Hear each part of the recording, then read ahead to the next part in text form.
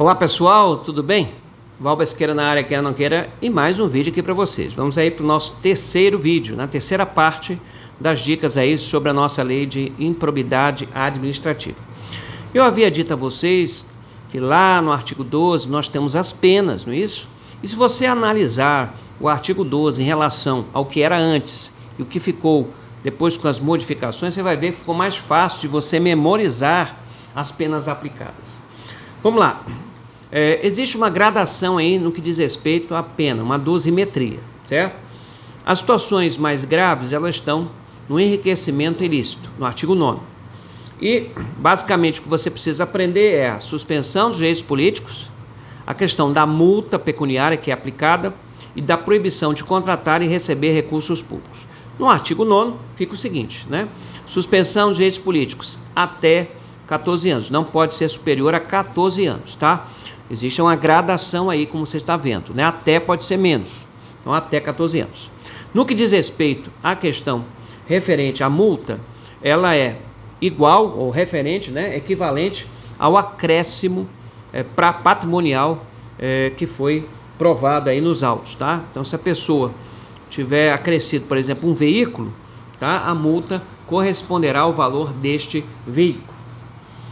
Proibição de contratar e receber recursos públicos também segue a mesma sequência. Não pode ser superior a 14 anos, tá certo? Então, que fica mais fácil de lembrar. Lesão ao erário, dano ao erário, o artigo 10, um prazo é menor. Então, suspensão de direitos políticos até 12 anos. Do mesmo jeito da contratação, proibição de contratar e receber recursos públicos, tá? Até 12 anos. Então, fica mais fácil você memorizar. No que diz respeito à multa pecuniária, ela equivale ao valor do dano que a pessoa causou. E, interessante, no que diz respeito ao artigo 11, os atos que atentam contra os princípios da administração, não há mais penalidade de suspensão dos direitos políticos. Não existe mais no que diz respeito a esse aspecto. É um bom ponto, hein? No que diz respeito à multa pecuniária, houve uma redução. Podia ser até 100 vezes o valor da remuneração do agente, agora, no máximo, até 24 vezes. E no que diz respeito à proibição de contratar e receber recursos públicos, o prazo é bem menor, é até 4 anos. Então, ficou mais fácil de você memorizar, inclusive, neste concurso agora da Polícia Militar, nós tivemos questões aí sobre essa tabela, sobre essas informações no artigo 12. Lembrando que essas penalidades só podem ser aplicadas pelo juiz de direito, pela autoridade judicial e não pela autoridade administrativa, tá, gente? Vimos aí que as situações mais graves estão no artigo 9º, né? Enriquecimento ilícito, né? E uma outra dica aqui para vocês. No artigo 9º, que a gente falou, né? São 12 situações.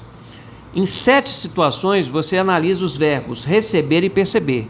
São situações que começam com esse verbo, receber e perceber. Então, fica mais fácil, olha aí. Das 12 situações, 7 ou é receber ou é perceber. Então, fica mais fácil você memorizar. Não precisa decorar cada uma delas. É só ver os verbos. Em todas as outras, as demais, você tem um verbo para cada conduta. Lá no artigo 10, olha aí, que é a maior quantidade, são 21. Você tem o verbo permitir, 6 situações, e celebrar, 3 situações. Olha aí, das 21, 9 situações ou é permitir ou é celebrar. Tá? Você tem 2 condutas, para agir, facilitar, liberar e conceder. E o restante, uma única conduta. Isso facilita, né, você pegar a situação prática que for colocada, caso isso caia, e poder enquadrar. A prova da PM, se você aprendeu essa dica, você conseguiu enquadrar lá qual dos artigos a situação se encaixava, e aí ficou fácil de você lembrar, também pela dica que nós demos, qual a penalidade que foi aplicada, certo? Inclusive lá no artigo 11 eu tinha dito para vocês que a maioria das situações, elas ferem a publicidade, é verdade, ó. Lá no artigo 11, o inciso 3º, revelar fato ou circunstância. 4, negar a publicidade. Isso aí está na cara, né? O 6, né? 6, deixar de prestar contas. O 7, revelar ou permitir teor de medida política e econômica. Todas essas situações ferem a publicidade. E lembrar, né, mais uma vez, que o nepotismo, ele é agora improbidade administrativa, tá? Outro ponto que eu selecionei está aqui. Qual é a natureza jurídica da ação de improbidade? A ação de improbidade administrativa, ela é repressiva, de caráter sancionatório, claro, porque ela detém várias situações, várias penalidades, inclusive não é só aquelas que estão especificadas lá no parágrafo 4 do artigo 37. Você tem outras, tá certo? Como caso a multa pecuniária e também a proibição de contratar e receber recursos públicos, tá? Então, ela é repressiva, de caráter sancionatório, destinada à aplicação de sanções de caráter pessoal e não constitui ação civil, tá? Esse é um ponto a considerar agora sobre a natureza jurídica da lei de improbidade. Vamos ver aqui. Pronto. Deixa eu voltar a falar para vocês. Nós conversamos, né? Não existe mais o sequestro dos bens da pessoa, agora a indisponibilidade desses bens. Falamos, né, que a conta bancária agora não é o principal ponto, tá? O juiz deve buscar aqui tornar indisponível outros bens da pessoa e não a conta bancária. A conta bancária, se não tiver nenhum bem que antecede, um bem imóvel, móvel, enfim, aí é a conta bancária. Agora, interessante aqui que a lei diz: é vedada a decretação de indisponibilidade da quantia até 40 salário mínimo que a pessoa tenha ou em caderneta de poupança ou em outras aplicações ou mesmo em conta corrente. Não pode, se tivesse esse valor for até 40 salários mínimos. Então só pode bloquear a conta bancária lá se for ele tiver superior a 40 salários mínimos. Se for até 40 salários, não pode. Ok? Reforçando um outro ponto, reforçando isso que eu já disse, a aplicação das sanções previstas aqui somente podem ser efetivadas pelo Poder Judiciário através da autoridade judicial, através do juiz. Não é mais a autoridade administrativa que pode aplicar as penas que estão estabelecidas na lei de improbidade, certo? Improbidade.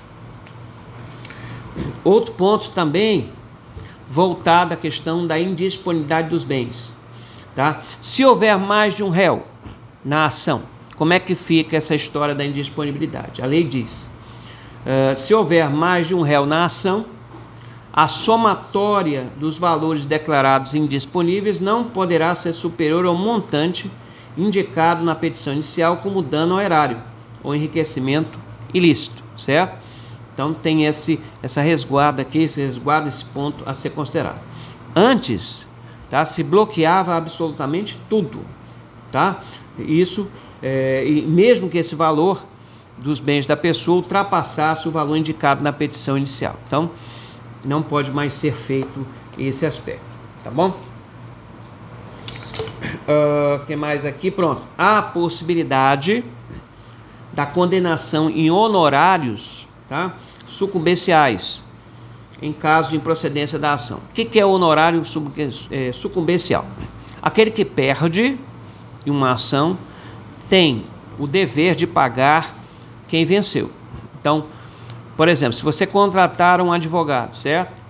E ele vencer a ação, a outra parte que perdeu vai pagar o ônus de sucumbência para quem venceu a ação. Então, há possibilidade de condenação de honorários sucumbenciais em caso de improcedência da ação, desde que tenha acontecido a má-fé, tá? Só neste caso, senão não pode condenar em ônus de sucumbência, certo? Outro ponto que também está estabelecido lá, gente, o artigo 14, né? Qualquer pessoa pode representar. A representação é o instrumento, né, devido de denúncia para você denunciar qualquer ato de improbidade, não podendo fazer anônimo, tá? Você pode ir lá entregar apresentando as provas, pode entregar essa representação por escrito ou pode ser verbal e ela será colocada a termo, né? A pessoa vai escrever lá o que você está denunciando. Agora tem que trazer as provas, porque não havendo as condições aqui de apuração, essa representação será rejeitada pela autoridade administrativa, embora isso não impeça que você ingresse junto ao Ministério Público com essa representação para que ele faça os procedimentos devidos. Perfeito? Para a gente encerrar aqui o vídeo, voltando à questão da penalidade e que no que diz respeito à questão da pessoa jurídica. Quando envolver penalidade uma pessoa jurídica que pratica improbidade, a nova lei exige que o juiz analise os efeitos sociais e econômicos dessa medida. Por quê? Porque essas penalidades não podem fazer com que essa empresa peça falência, tá? ou acabe fechando por conta disso. Então deve ser considerado os efeitos sociais e econômicos desta medida, certo? Outro ponto, a proibição de contratar, que é uma das punições estabelecidas na lei, normalmente fica adstrita ao ente político que você causou improbidade. Por exemplo, se for no âmbito municipal, a proibição de contratar se limita somente ao município. Só que em algumas situações excepcionais, o juiz pode estender às demais esferas governamentais. Então, dependendo da situação, pode haver, sim, essa extensão. Bom, gente, então, encerramos aqui o nosso terceiro vídeo acerca da lei de improbidade administrativa, tá bom? Um abraço a todos. Valeu!